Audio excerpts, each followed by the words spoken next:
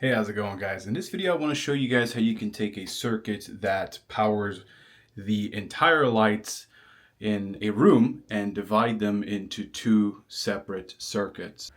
Now in my bathroom I currently have one switch that controls all three of these lights here, as well as the lights over here in the bathtub. And while that's worked for us quite a while, I want to go ahead and take those and separate them into their own separate circuits. So let's see how it's done. Now the first thing you need to do, and this is very critical, is you need to find the breaker that controls all of these lights. I happen to know what breaker that is for me, so I went ahead and turned it off, and that shuts off the power completely to the system. So let's go ahead and do that. Now when I did this home, I went ahead and labeled all of the breakers here. And as you can see, this one here is the master lights. So we're going to go ahead and turn that off. You probably just saw the entire power went out just to the lights here. Now the second step, as you guys can see, I have a flashlight here pointing towards me. But the second step is you need to take this box and completely take it apart. Now when you do this, you want to make sure that you test the wires and make sure that they are not live. You don't want to get zapped. I happen to have the little tester here to confirm that. Now you can see that this is a 2-gang box here. I'm going to go ahead and replace it with a 3-gang box. Now it's very important that you make sure that there is enough room between the box and any stud that could be across it. So I've already double checked everything. I took this box out of the cavity here. So I'm going to go in and take off all these cables in a second and then replace it with a 3-gang box. But let's move on to the next step. Now, in order for you to understand what we're going to do, you need to understand the basic circuit diagram of what we're trying to achieve. Now, to help you guys understand the diagram, I came up with this very quick sketch here. Now, as you can see, right now, one switch is powering all 5 lights. And what I want to do is essentially separate light number 4 and light number 5. Those are the bathtub lights. That is currently how the system is designed. But what we want to do is we want to throw another wire up there, because that particular wire is going to separate the 2 lights in the bathtub from the rest of the circuit. We're going to add power to that, and we're going to add a switch to that, so that way it is its own independent circuit and we won't have to worry about having to control both of those lights with just one switch. Now, to help you guys visualize it, here's the same sketch, except this time I added another dimmer number 2 there, and that is going to control light number 4 and light number 5. Now we're going to feed that circuit off of the same circuit that currently feeds dimmer number 1. So we're going to have to go up and splice or cut the line that feeds the power to light number 4 and 5. It's a little bit of a challenging task, but with a little bit of tools and a little bit of can-do attitude, it most certainly is doable. Now, after taking the box apart, you're going to go ahead and figure out a way to route your fish tape wire from somewhere down to this box here. So remember, we need to add a separate independent power source, a separate independent line to this box that will control those 2 lights over there. So this is the best way that I found for my house. But just keep in mind, it might be different for yours. Alright folks, so here's what I had to do for my house. I had to go up to the attic and I had to drill a hole out, and that's where we're going to run our new power wire. Now, the 2 wires to the left are for the fan and for the existing lights. Now, we're not going to cut any of those wires. All we're really trying to do is just find out where the 2 bathtub lights are spliced. And that happens to be inside one of the existing junction boxes for the can lights. So once we find that, we're going to put a new box up here, and we're going to go ahead and tie the power to that box. Now this is getting its power from a wire that is not here. It's coming from under the house. And yes, the chips were cleaned up. Now you can see that if you don't take this box off, it becomes incredibly challenging to get this fish tape through a tiny little hole right here. Now, if you have one of those boxes that is nailed to the stud, then you're probably going to have to open this up a little bit just to get to that little section. Probably open this up. If anyone can come up with a better way, I'd love to hear your thoughts.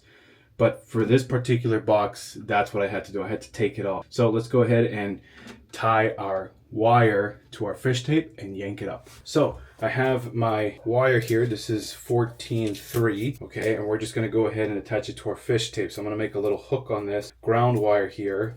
All right, so let me just peel this off. I'm going to take it and I'm just going to make a little hook with my hand, okay? And with that hook, I'm going to attach it to the fish tape. So the fish tape that I have has this little section here that we can attach. It's really hard to bend, but if we hook it like that and simply go like this, we now have an anchor point where we'll be able to drag it up. And now we need to somehow adhere it to the fish tape.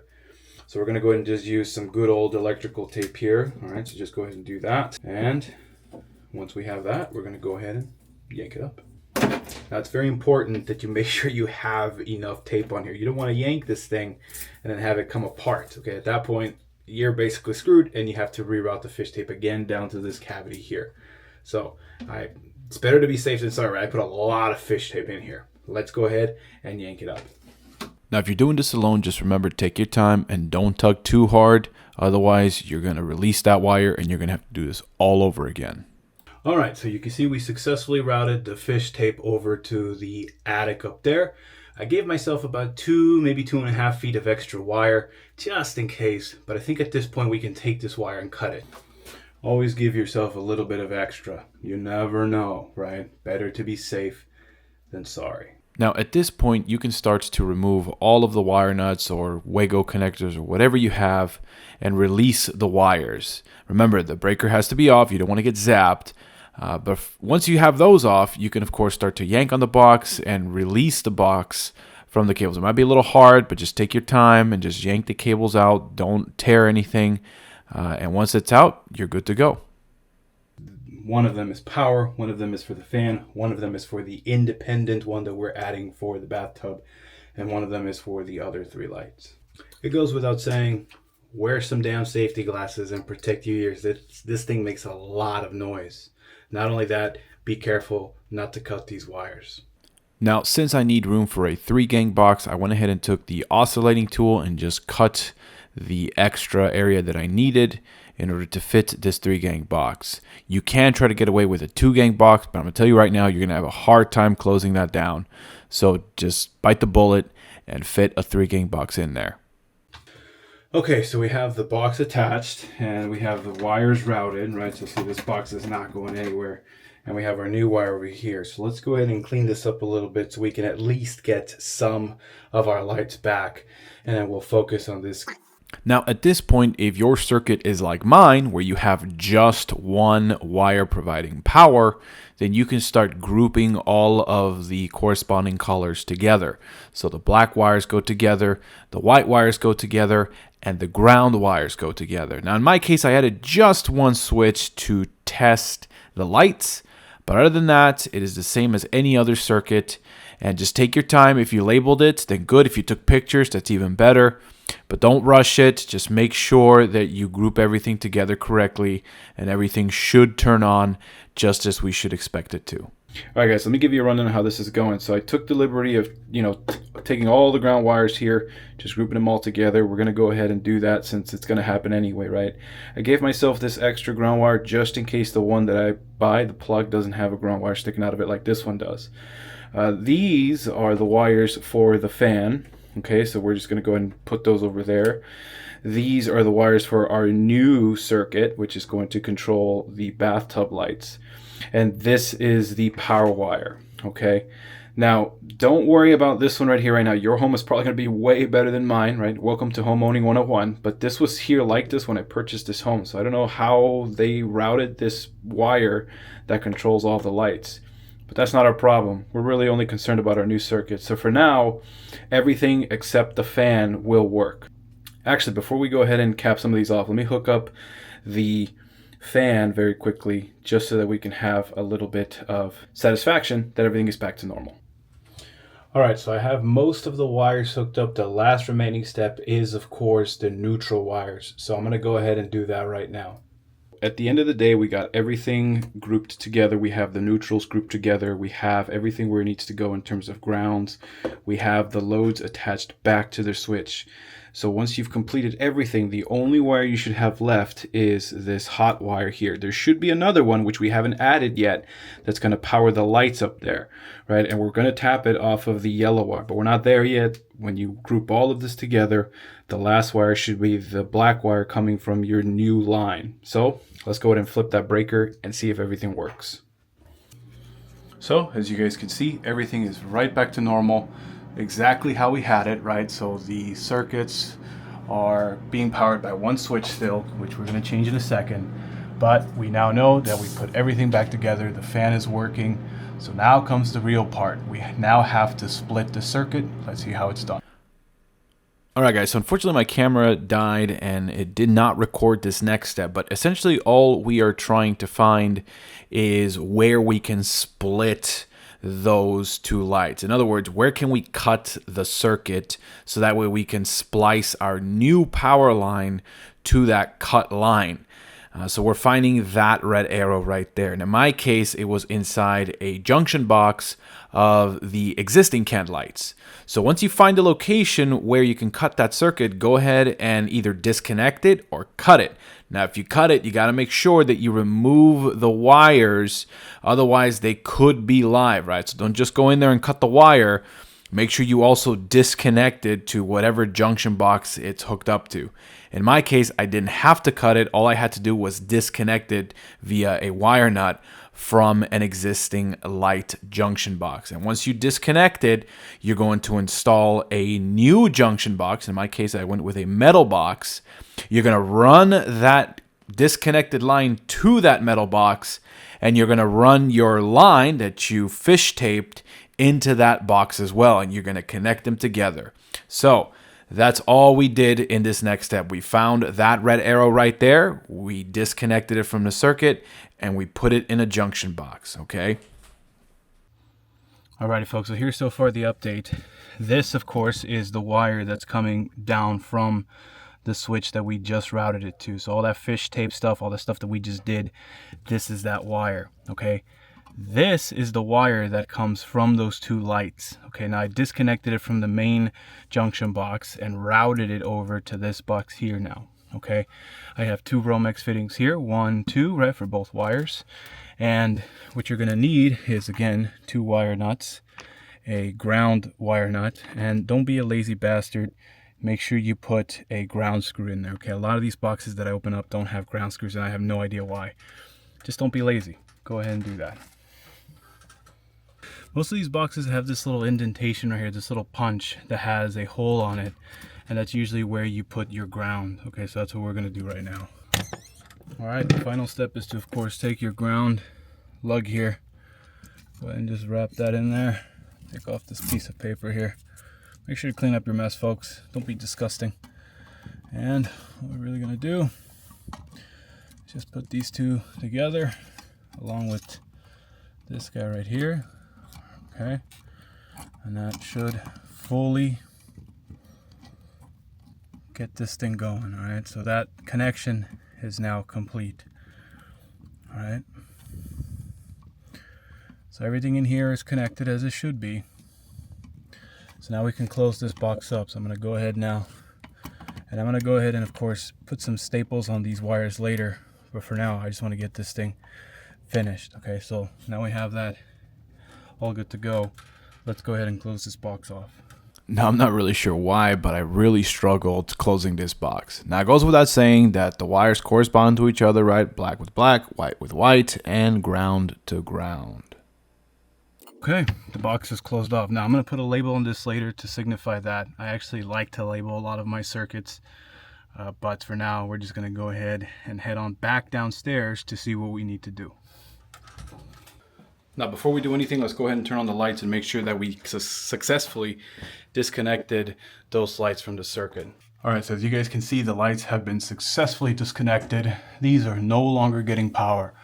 So now we need to look at our circuit down here to see what we need to do to get power to these. Remember, this is all spliced already. The main work is down here now. We now have to come down here. So let's go ahead and do it. A little bit better. Maybe. All right, you guys are going to have to forgive the lighting in here. It's a little dark, obviously, because everything's shut off. But at this point, we have one thing left to do. What do we do with this black wire? we need to attach it to a switch. But then where does it get power from? It gets power from the yellow wire, which is this guy right here, right? This is only feeding the fan at the moment. But if we splice off of it, we can feed that wire over there. Everything is already connected. Remember, we already did the neutrals, we did the grounds, we did everything. All we need now is another switch for this guy. So let's go ahead and get another switch. Okay, so I have a temporary switch hooked up right now because I actually have to go to Home Depot to get a dimmer because I stupidly didn't get one. And I also need to get a 3-wall plate cover. But I omitted the ground for now because, again, I'm going to take this off in a second when I get the correct dimmer. But let's see if it actually turns on when we flip the switch. And I guarantee you it will. Now, I promise you guys I am going to clean that up. It's going to look a lot better, trust me. But, you know, we're going to take a very close look at this in the diagram that I drew out for you earlier. But as you can see now, we have the lights on because the switch is on, obviously, right? So see, there they are. And if I turn off the switch, it turns off those lights. And that is exactly what I was looking for. Everything is grounded. Well, of course, the switch is not yet, but I'm going to go ahead and get the correct dimmer, go ahead and get a wall plate. But let's take a look at what we did on the diagram to see exactly why this works this way. So to really understand what's going on here, all we really did was run a new power wire to these 2 can lights. Okay, so you can imagine it as just adding 2 lights and then figuring out how to route power to them. Okay, so the 2 wires that you saw on the top in the attic there, those were for the fan and for the existing lights. But now, of course, there's a 3rd wire, and that is for our new lights. Now, you have to remember that the power wire was actually not in the attic. That is coming from under the house. And we only got to really see it when we took the box apart. But other than that, everything in the diagram is labeled as it should be, and everything that you see here is exactly what I did in real life. Now, by the way, the instructions for this switch say that I need to cap off this white and red wire here. So I'm going to go ahead and just make sure I do that correctly. This isn't a 3-way switch, so I need to cap this off. Nonetheless, though, I'm going to go ahead and just clean all of this stuff up, and I'm going to show you what it looks like at the end. Alrighty, folks, so after cleaning up all of the wires, you could see that I managed to fit all of these in here. Now, these little metal tabs that you see right here, these are actually heat sinks, but I did remove some of the tabs on the side here. Since we don't have a lot of lights connected to these, I mean, this one only has 2 and this one over here has 3, then the heat output of this should be relatively small. So just keep in mind, you actually can break off those little tabs there to help you fit this box in here. But you could see we successfully put them in here. Now all we really have to do is just cover this with the 3-gang cover plate. So let me go ahead and do that and show you what the final outcome is.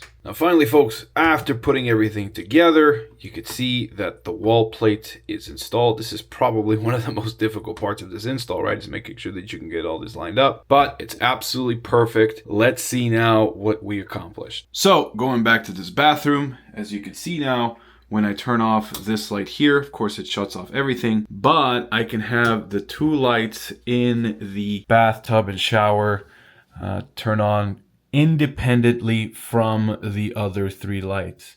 And the whole idea behind this was to, of course, have this serve like a night light. So when I dim it, you can see that there's just enough light in here that someone can still see, but not enough that it's overwhelming when you wake up. So that was the end goal of this entire project. Now, of course, to recap, you have to remember that in here now we have 1 wire for each switch. So originally there were only 2 wires here, 1, 2, and then there was a power wire coming up from down here. Well, now we had to add another one, so now we should have 3 wires, 1, 2, 3, and of course that 1 wire is now feeding all 3 of these switches. So I hope that helps you guys out. If you have any questions or concerns on how you do this type of thing, feel free to leave a comment down below. But thank you guys so much for watching, and take care. Bye-bye.